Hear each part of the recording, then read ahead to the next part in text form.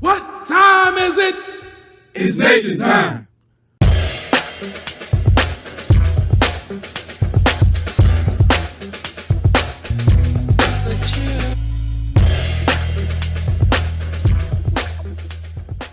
Welcome to the AfterWords program. My name is Baba Kafense Chike, your host, and I'm joined by Jeramogi Menali Kamathi, Poseidon Bishop of the Pan-African Orthodox Christian Church, and this week's preacher of our sermon, Coming Out of the Wilderness. Don't underestimate the power of white fear. Welcome to the AfterWords program, Jeramogi. I hope things are well with you, and thank you for today's sermon. Thank you. I'm glad to be here as always. The scripture you selected for the sermon today comes from the book of Joshua, the second book of Joshua, verse 24, and it reads, "For the people of the land are terrified of us." In the sermon, you used the period that the nation of Israel began to emerge from the wilderness as an analogy for where we are as Black people in America today. You challenge us to not underestimate the power of white fear. Could you briefly define and elaborate on what white fear is and the role that it has played in creating the current social political climate that exists in the country today? Well, so much energy has been invested in the concept of whiteness, the social construct of whiteness, that the one thing that has always been feared by any person who has enjoyed the benefits and unearned advantages of whiteness is that they be erased, or that they be equal to people who were deemed to be Black. So white fear is the fear that if Black people ever got the upper hand, that we would treat them the same way that they have treated us. And if that line between whiteness and Blackness were ever erased, and they had to deal with us on an equal playing field, that for a whole lot of reasons, it is terrifying to them.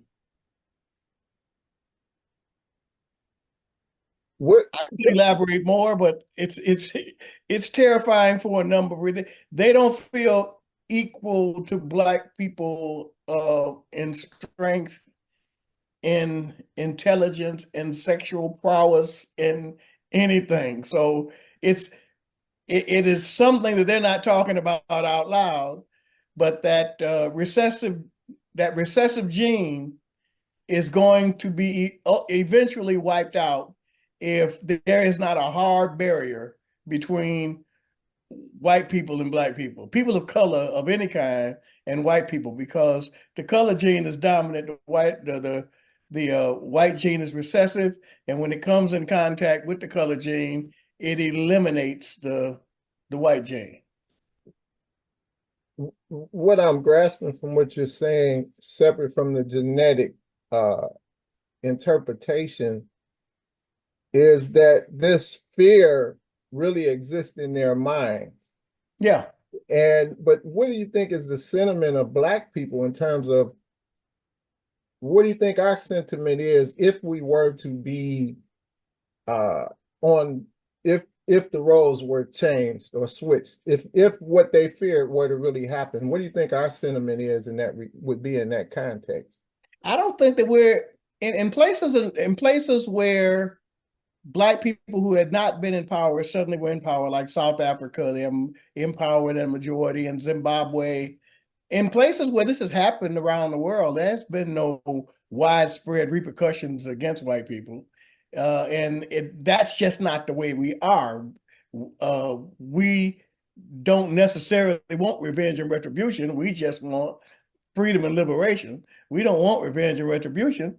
There's no place in the world where that is played out that way. So I think it's an unfounded fear, but what they're thinking that we are like them. And so if somebody had done to them what they have done to us, then they know how they would respond. Yes. And this concept has come up before in conversations I've had with people. And I really think more than anything, we would like them to just leave us alone. Leave us alone, right? And you mentioned apartheid in South Africa. As you were talking, I thought about uh, the Haitian Revolution.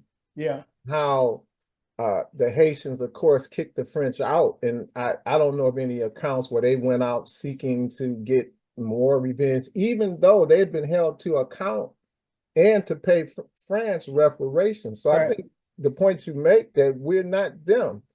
But what would your response be to some of our people don't make a distinction between us and them? Well, I mean, first of all, it's counterproductive. I mean, if you're going to be,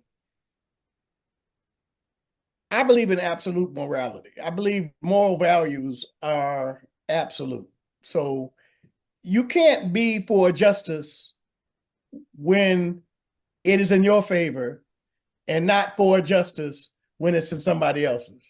You can't be for freedom when it serves your interest, but not for freedom when it serves somebody else's interest. Freedom as a value, justice as a value, morality as a value, they're absolute, and they ought to be maintained in every situation. So we ought to be, Martin Luther King said it best where he says, injustice anywhere is a threat to justice everywhere.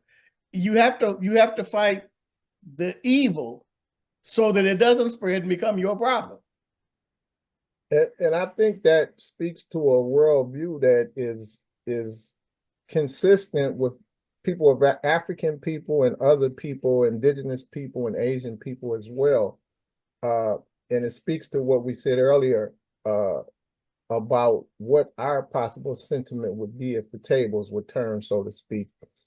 You define Project 25 as a draconian master plan designed to preserve white supremacy and inflict rebuke on the people of color in this country to put us back in our place. And we know Kamala and everybody else, and you've even said, I think before Kamala said, we ain't going back. What is your response to our brothers and sisters who profess to, when it comes to the vote, be undecided and, of course, have a host of reasons why they just are not sure or they just simply cannot vote for Kamala Harris? You have people saying, oh, she locked up too many Black men, and there's just a host of different things. But what would your response to that be?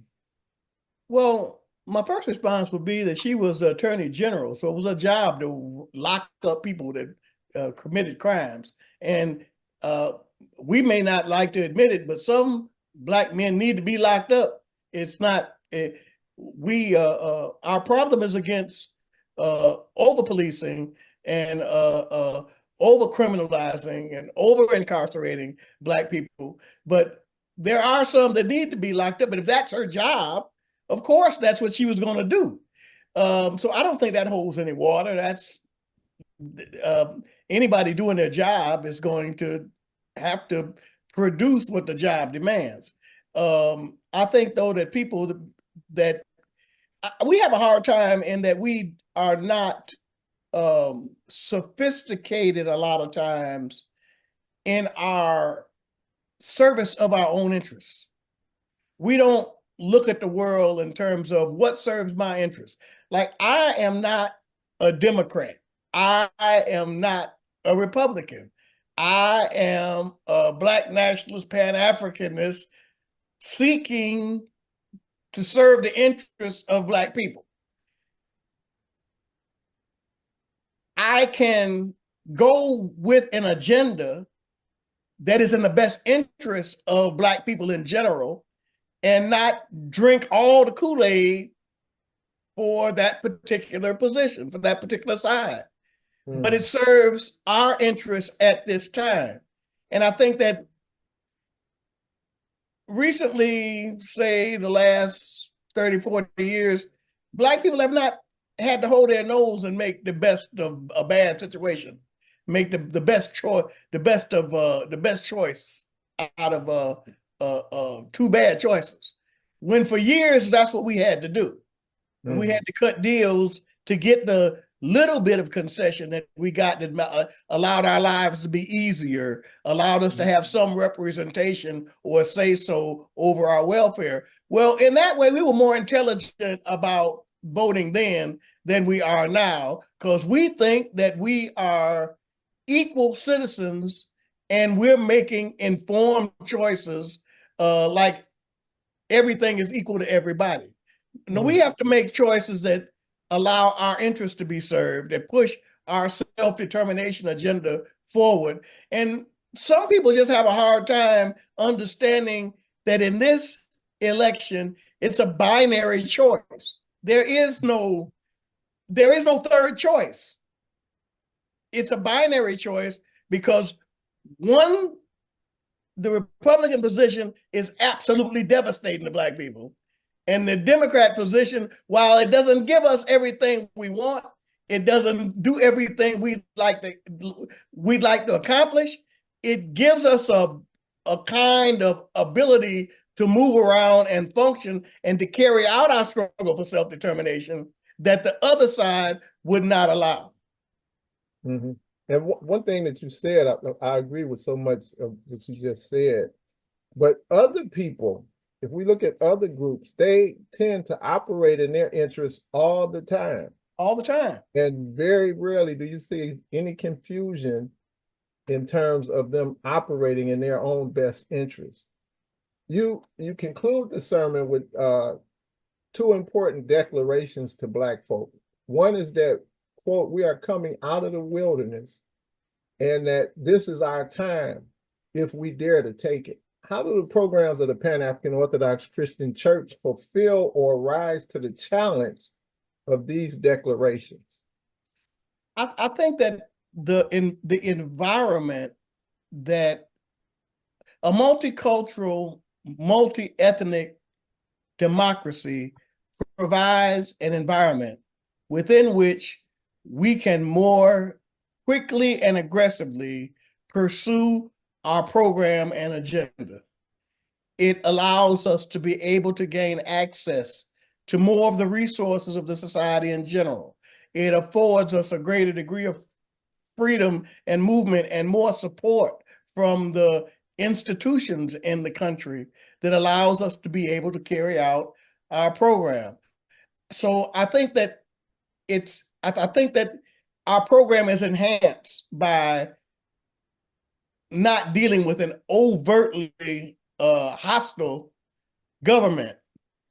We would continue our program in either way, but if we have an overtly hostile government, then it becomes much more difficult because we have to go underground and do things in a secretive way. Even this conversation me and you are having would not be possible under Project 2025, which gives the president direct control of the FCC and is going to control what is on the airwaves. So there would be a room for you and a room for me in one of those detention centers that they plan on building, because it would be very easy in every Black community to identify the 100 radicals in each community. And if you lock that 100 up in each city, then everybody else would pretty much fall in line. So we don't want to be in that kind of 1984 dystopian kind of environment. Having the freedom and ability to express ideas and to share ideas and to present our program and platform and have people make their own decision about supporting it or not is a better environment for us to be able to operate and pursue our program. Yes, thank you very much for a very powerful and inspiring sermon and for this inspiring conversation as well. We are unfortunately out of time. Is there anything that you would like to say to leave our viewers with as we close out this segment of AfterWords? Yeah, when I say do your part, I'm not simply talking about voting.